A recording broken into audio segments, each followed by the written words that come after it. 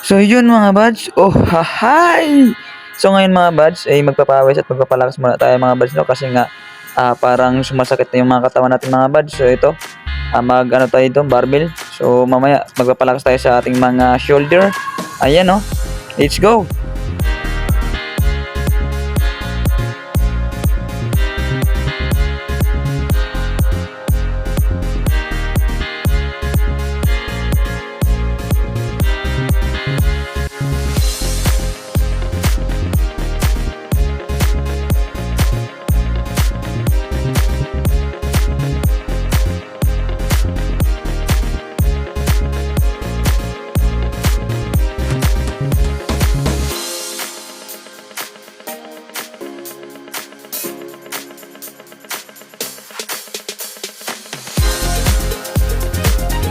At pagkatapos nga natin dito sa barbell mga buds, syempre dito tayo sa plates. Ayan, oh.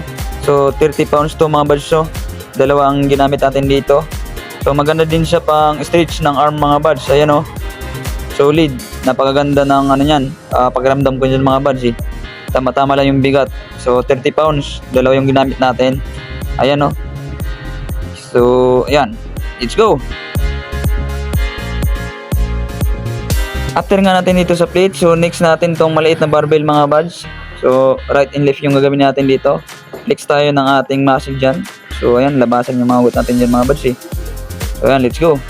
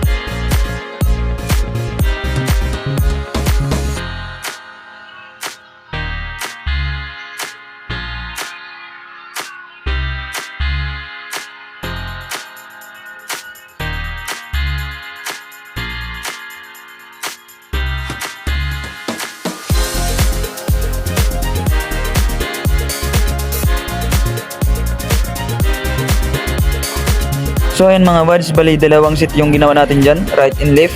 So ayan, stretch lang tayo ng ating muscle dyan mga buds. Ayan, oh. So ganyan yung routine ko every morning mga buds, ginagawa ko. So ayan, basic lang yan mga buds, ha.